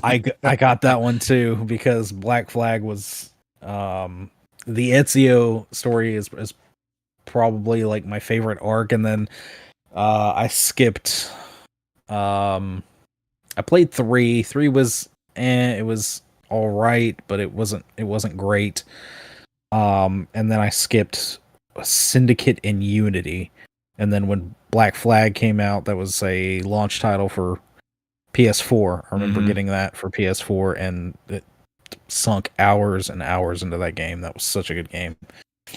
Yeah, the sailing was awesome in that. I played through 2. It's okay on Switch. It's not terrible. You have some weird things, and I don't know if I can attribute that just to the Switch or if it's just the old jank from the original game. But still, it's still an amazing game. So this was obviously the second game in the Assassin's Creed story. It took a lot from the first game and kind of refined it, added a lot of good things. You still have some weird stuff with the like the parkour mechanics where you know your character, you may be pressing forward on the stick and you're trying to jump from here to there, and your character goes forward, and then like for no reason might go left or right or something and just completely jump off of I didn't move the stick at all. What the hell? Why did he? But that's just they didn't have it completely tuned in. I don't think. With this takes place in Italy. Ezio's father and brothers wind up getting tied up, or his father gets kind of tied up in this conspiracy. Ezio doesn't know much about it, but then that leads to his brothers and his father getting executed right in front of him. Oh. Which then leads him on this journey of revenge, but then also kind of unraveling this conspiracy and being helped by all of these other kind of people that are like tangentially in his life, and then finds out that they're all part of the Brotherhood of Assassins, and they essentially train him up to be an assassin. He joins to fight the good fight and stop the Templars from gaining their influence and to reclaim what they call the Apple of Eden and all this. And eventually it culminates with you literally having to go and fight the Pope. The Pope's the final boss? Was the end of that game. The Pope was the final boss. I know this is one of Cesar's all-time faves. Yep. But at this point, they still had Troy Baker technically as like the main character, where he was Desmond Miles. So if you've never played an Assassin's Creed, especially like the earlier titles, they started with a character called Desmond Miles. The company Abstergo kind of took him and then brought him and put him in the Animus in order to track down these historical artifacts that the Templars were looking for. And then while he was doing that, one of the people that worked there was, secretly part of this assassin society, this Brotherhood of Assassins, and then in 2 breaks him free at the start of 2. And the rest of this Ezio series you spend diving into Ezio's whole life, and you're as Desmond and the rest of these this small group of people, you're on the run from the Templars in the current like current day kind of thing. They're after you outside the Animus, as well as inside the Animus, right? So I finished 2, jumped into Brotherhood. I did not remember the jump to Brotherhood being as big as it was. Like the textures look better, the controls are better. Like the battle systems, it is Really? definitely smoother. Yeah, it's. It was like an engine leap. And where 2 focused more on like Venice, I think Florence, and like some parts of the countryside. In Brotherhood, Ezio's main goal is to kind of rebuild. You start at the beginning of the game, just like you're coming off of 2. You're Ezio. You have like this, the fancy armor. It's assuming that you did everything in 2. It's giving you everything off the jump. Ezio comes back in triumph. And then there's a surprise attack on the place that like the big villa town that they've set up as kind of their headquarters. And his uncle gets killed, his Uncle Mario, who literally in the first game goes, "It's me, Mario." Perfect. So that was Perfect. a good little Nintendo reference. His Uncle Mario gets killed in the attack. The armor, of course, gets damaged, and Ezio gets injured. So then you go, Metroid style. You're injured, so you don't have the same mobility that you did before. You don't have the same armor set, so now you're, starting with less health, less armor, everything like that. But now you're tasked with going to Rome and rebuilding your brotherhood, your network, your connections in Rome. And there's a whole bit where you're literally having to like in 2, that headquarters, that villa that you kind of had to rebuild it by upgrading the shops and this, that, and the other. And you could do that pretty quickly. In this game, in Rome, you're having to literally like buy a bunch of the shops, and buy all sorts of like little things and odds and ends. And it's definitely not as easy to do from the rip. But I'm definitely enjoying it. Like I said, the Ezio trilogy is probably, that and Black Flag were my favorite portion of that Assassin's Creed storyline. I bought, and I guess it'll be here within the week, I bought the original because I remember really liking the original Assassin's Creed. Yeah. I remember it being a kind of rough, but apparently it's got some Series X upgrades, and it looks amazing. And I remember at the time when that came out, that was the way to play. That Series X enhancement. I figured, why the heck not? It was like $12. Yeah, I put several hours into that Series X mode. HDR looks nice. So pop it into the Series X, and I'll be blown away with how it looks and play it a little bit. But other than that, I think I'll let talked about our multiplayer stuff. So I'll let Cesar go ahead and jump into whatever he's been playing. Bring us home. All right, yeah. I'll be quick because I got to take care of some stuff real quick. You're good. I think I went ahead and I beat South of Midnight. So I think last when we talked, we were talking about that. That was when she met her grandmother at Hazel met Bunny at the cottage. So you found out about her father accidentally killing her sister. And so she knows that Huggy Molly has kidnapped her mom. And I think I mentioned this to you last time, Richard, because I think the whole thing was, remember, she yelled at him about her sister being dirty, and so she tried to wash the sister in the river and ended up drowning her. It didn't mean anything by it. It was just trying to keep her clean so he wouldn't get in trouble. Right. So that was this.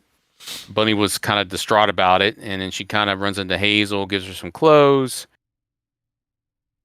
and basically sends her on her way to find Hug and Molly. So essentially she tells her that she needs to meet a man, Laurent, and he's a barman that's in the middle of nowhere. And so as you go through, apparently Hazel has a history with Laurent.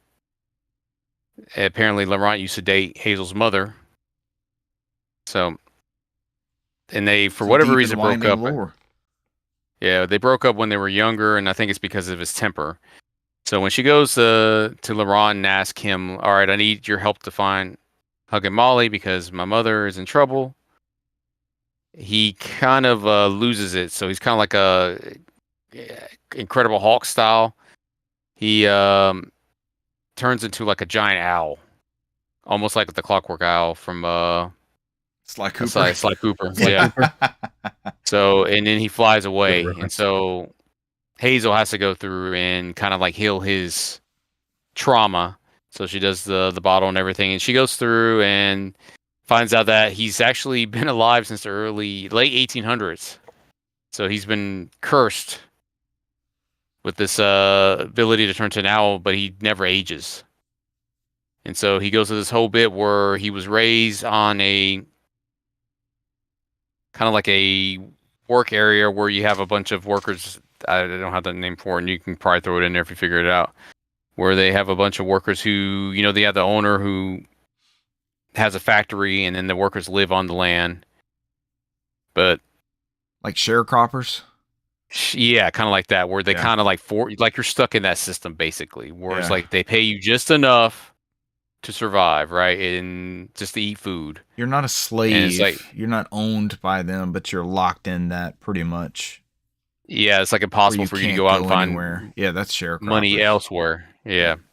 And so essentially his mother was very sick, and so they were taking up donations and they couldn't get any money to get her to a doctor, and she passed.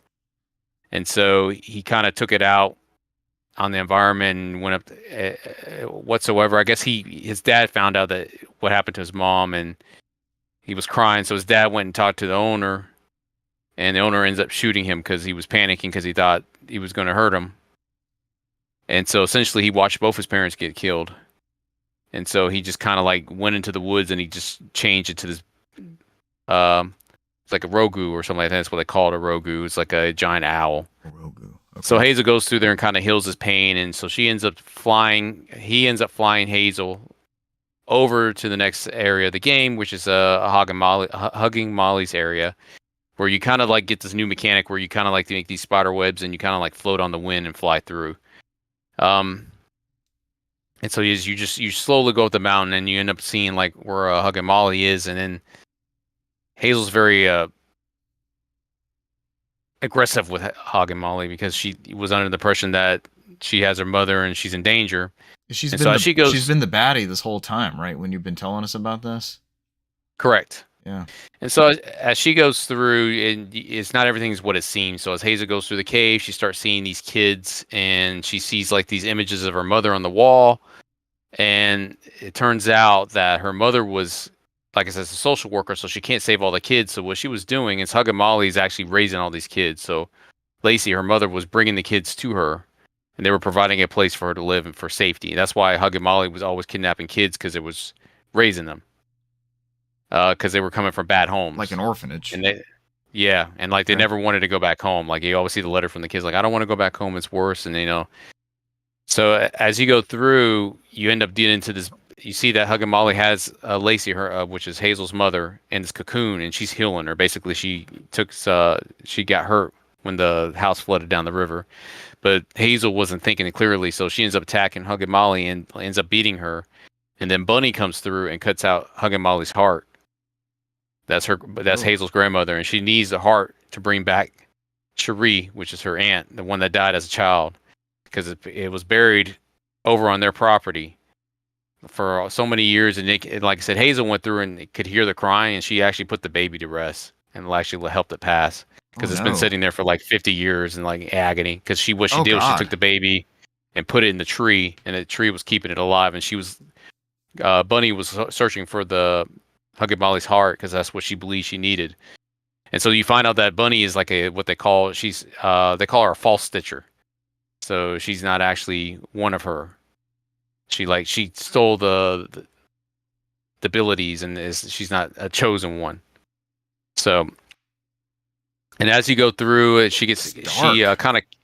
Bunny kind of kicks off Hazel into the underbrush because she has nothing to do with her. She just needed the heart. All she cares about is her daughter who died. And so when Hazel comes through, she sees the original. I don't know why the name escapes me now. The original one of her. Okay. I'm looking for it online real quick. Weaver. There it is. Weaver. The original Weaver, kind of like this. She's seeing the ghost thing, and she's kind of like showing her. Yeah.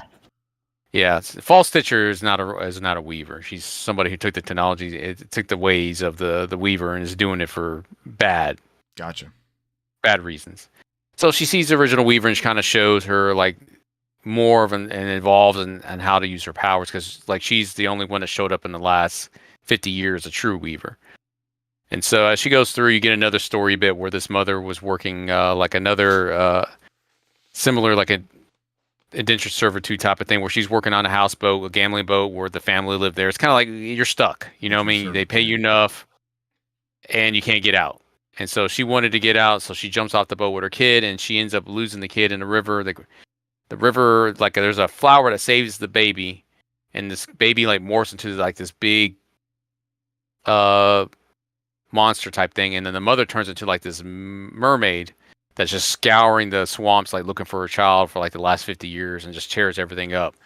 So Hazel kind of like reunites them and gets them together to kind of close that loop in that story. So like each chapter always has some kind of like folktale or lore behind it. These themes are heavy, but I love like loss and regret and things like that.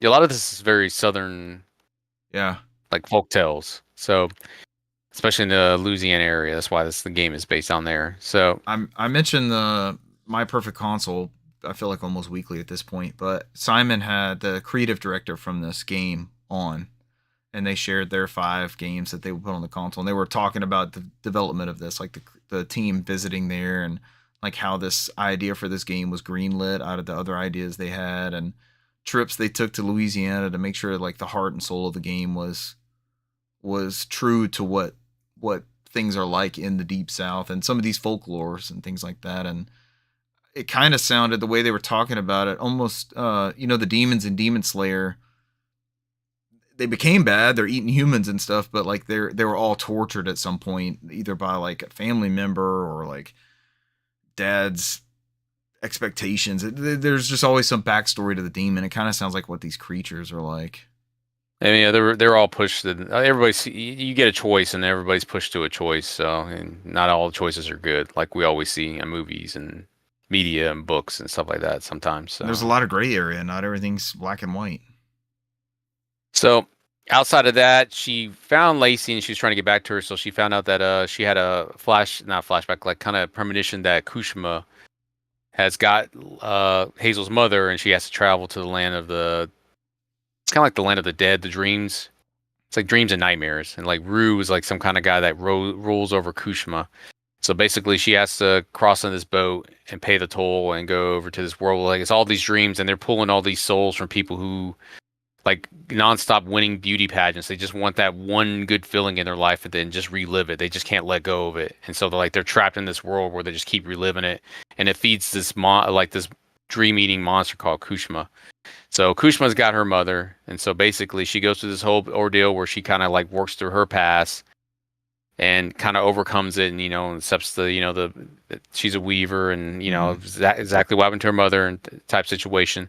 And so then you have this final battle with Kushma, basically. So Rue's like the whole reason I'm doing this is because Kushma's always hungry. He's always feeding on something. So he's looking for something to sustain it, and he found something. And so he's trying to use Hazel and brought her mother over to kind of like force her to like take this deal. Like, you help me, I'll help you type situation. And so after all this is done, she ends up reuniting with Lacey, or Hazel's mother. And so Rue was talking about he wants Bunny, because Bunny is a false stitcher, and she's been doing bad all her life. And so the Kushma battle, which is the standard on a platforming game, is the three hits 3 times, It's basically nine set pieces in this game. So it's pretty much the final battle. I thought you were going to fight Bunny or something like that at the end, but it turns out they were going to use Bunny's attachment to Cherie, her daughter, to pull her into that dream world so Kushima can keep constantly feeding off of her. And she's done so much bad that it will keep Kushima's hunger in check where he's not stealing people. And so essentially the last chapter was just basically the closure of her dropping off the brush and it's like, well, we can't do nothing about your daughter because she couldn't use Hugging Molly's heart because she already helped Cherie pass on. So there was nothing left for her to revive. And so they kind of like forced Bunny's hand to go with Rue to go to Kushima to live in that dream world. So she's the only way she can ever see her daughter again. That's all she cared about. And so that was the ending of the game. Damn. Now, outside of that, man, I'm gonna be honest with y'all. That is probably the most PS2, GameCube, Xbox-based game I've ever played. It felt like it came in that generation, but very, very polished. It's very, very good. Yeah. And it's if they came out with a physical copy, I'll buy day one. I love that. I love this game. It's one of my favorite games I've played. It's really, really, really good. Wow. It feels like playing like Prince of Persia: Sands of Time again. It's like you find something new when you first started, and it has different aspects of the games that just constantly grow. And the battles are never seem too difficult, and they're all set in like this arena battles and set pieces. And the boss battles were super difficult if you didn't know what to do. But it's the standard platformer. 3 kills, they're out. And each one is different. They're not just carbon copy like we see a lot of times with modern games. We're like, oh, it's just the same thing happened with Boss 2. You do on Boss 3. It's that stuff that we kind of missed from those PS1, PS2, or Xbox, or GameCube, or N64 days. So they did a very, very, very great job with this one, which I guess they would consider about a AA game. And the game's only and it's pretty meaty. It's maybe about 15 to 20 hours. And you can go in there and kind of like unlock lore where it kind of gives you more background of characters in that area, like I said, during that time period.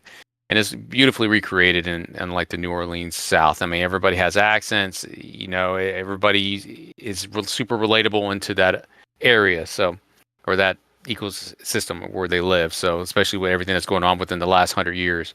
And it tells a great story throughout the whole on there. It's one of the best games I've ever played. It's really, really, really, really good.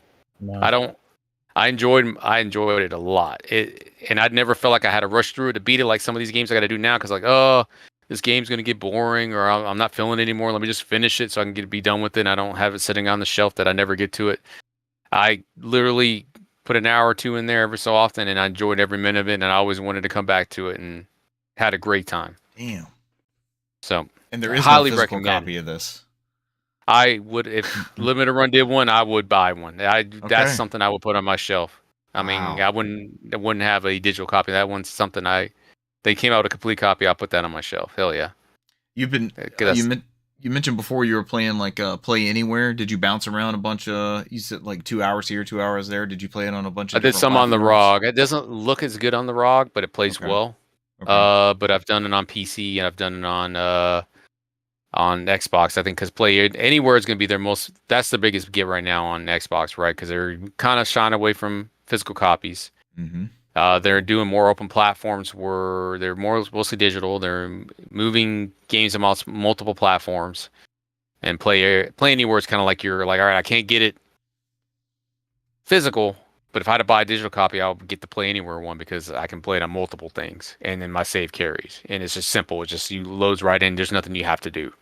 There's no, I got to go in here and download something or transferring or some bullshit like that. Yeah. So it's just there. So outside of that, I also on Game Pass is 2AT. I've been playing. I'm almost done with that. I'll talk about that a little bit. And that's from the creator of from 2AT. TO space A space T. Looks like tote. So this is made from the Katamari guy. This is from Annapurna. I forgot who the publisher is. So it's his newest game. This is also on Game Pass. This is also on PS5, PC, and this is also another game I've enjoyed because this is a fucking PS2, PS3 awesome resurgence. Game. I mean, it's like Katamari on PS3 with like a PS3 look. So it's like you play a character you created called Teen, like TEN. You can name it anything. I just left it teen because I thought it was funny. You have a dog, and the main gish of this game is that he's T-shaped, and it's like he's kind of like this game is told over episodically. You have like an opening theme song and an ending theme song, and it's 8 days, and each day kind of like has different tasks you got to do. So like the beginning of the game is kind of like a slow roll where he's kind of like he shows his life where he's being bullied, and because he can't put his arms down, he's got the shape of a T, which is the name of the on the same theme song. Yeah. And so like you start seeing some weird stuff in the game, like his TV's futuristic. I sent you that photo about the Laserdisc that was from the game because the game takes place in 1999. It's like he's just going to school, and it seems like his dad might be not normal. That could be the explanation because he has like this futuristic TV. He has a toaster oven that talks to him, so it has like a lot of that Katamari. Yeah, it has a lot of that Katamari charm. It's a fixed camera, so it's kind of running across fixed cameras where the area rotates with you at certain angles as you turn. The soundtrack is jazz fusion, which is really, really good. I can't stress enough that this is like a PS2, like a PS2.5 game. It's like almost looks PS3-ish, but it's definitely feels like something that could have came out on PS2. The graphically is like cel shaded, and it has like a comic manga type like filter as you go through. And you can kind of change the filters to different things, but that's like the one that kind of starts you with. And so as he goes through, he gets bullied because of his shape. Then he learns that he can kind of spin around like a helicopter if he turns around really, really fast, and then he can kind of fly. So it's basically. So it's crazy because I'm not completely done with the game. It seems like they're saving that part for the very end because it's like there's a slow build up of him getting there to somehow controlling it. So he goes with the teacher that teaches him how to do like a ballerina dance, and he learns like random shit like that. And so you have giraffes that just make you food in that game. It's fucking Katamari, man. That's awesome. It's weird in a great way. And so then there's a day that comes up where you just play his dog because his dog is the one that has to like pull down his pants so he can use the bathroom. He puts like he hits the toothpaste so he can brush his teeth, and like he has all this stuff that like special contraptions so he can use his toothbrush like this, and he can turn the knob like this and go down like this. It's really good. So like you have all unique and creative. We don't get games like this anymore. It's probably his best thing he's made since Katamari. There was that poop one and that Wadum in the middle, which was that was okay, but this is probably the best thing he's done in a long time. And Narita Boy or something like that. Narita Boy. I think so. Narita Boy? This is probably the best thing he's done in a long time because I've thoroughly enjoyed this because it's got a very good story. It's kind of all over the place, but it's very fixated. So the dog gets kidnapped on one of the days, like day 6. And so day 5, and you're on day 6 now, where now you play as the mom, and the mom's like you and the son's looking for the dog, and then the mom has a flashback to when she's working with, like growing up with her sister, and she has a mohawk and everything like that before her son was born, and that's where I stopped at because I'm going through this kind of like forest of like mushrooms that glow. And it's I don't know what it is, man. That's awesome. I don't know what it is, but I'll fire up the Xbox. I'm like, fuck it, let's play 2 a T, let's go. I just keep going. It's never like all those other ones where like I kind of lose interest after a while, and because it's like Katamari where it just kept pulling you in.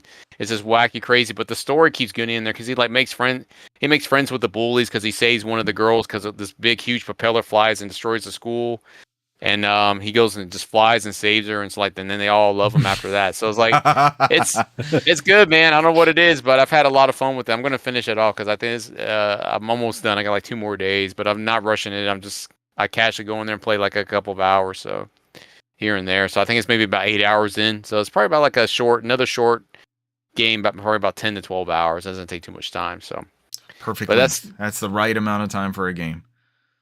And that's everything from me.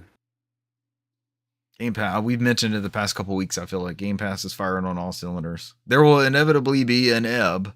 There's always flows. There's always ebbs. We need to remember this output, like fall, winter 2024 into spring 2025. We're about to get Gears also. So, some big ones coming out through Game Pass. I saw the Wario notification a couple weeks ago. Like, if you played Gears Ultimate, you probably got a free copy. I never got an email, but I was randomly on the Xbox app, like looking for Trials of Mana on the Xbox app. and it was in my messages there that I had a free That's copy of Gears Reloaded. So That's what I got mine too. yeah, if you guys haven't checked there, if you're listening to this and you're like, hey, I played Gears Ultimate, but I didn't get a free copy. I mean, we get one with Game Pass, but like if Game Pass expires, you still have Gears Reloaded if you go in there and copy this code over. And then we just talked about it today. They have some people may think that there's not a lot of big games on Game Pass this month, but I think once they fix FBC, I think that'll be huge.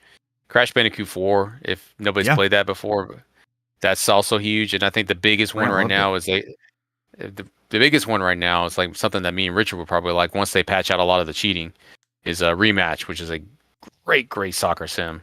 It's fucking crazy how like accurate it is. I've seen better soccer games from Rematch than I have from FIFA ever on the amount of control and professional levels. I saw some people in threads loving that one.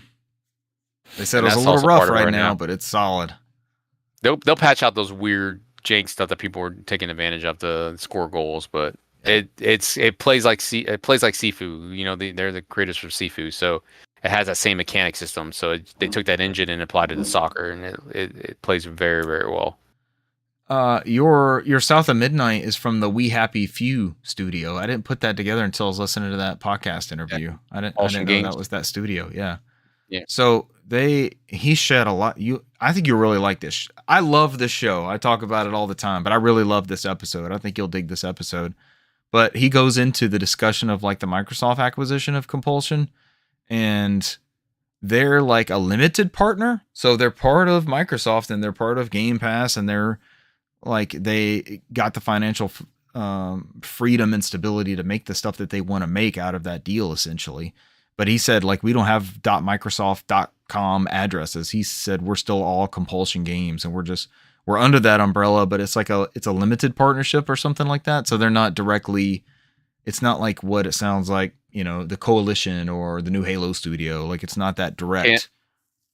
I can't go into much details, but there's organizations at my place of work that are part of us, but they have their own images, they have their own emails, they're not in our ecosystem, but they have their own ecosystem, but they're still part of us. That's what they're referring to. It's like they are not fully integrated. They don't have to have Windows. They don't have to have Windows.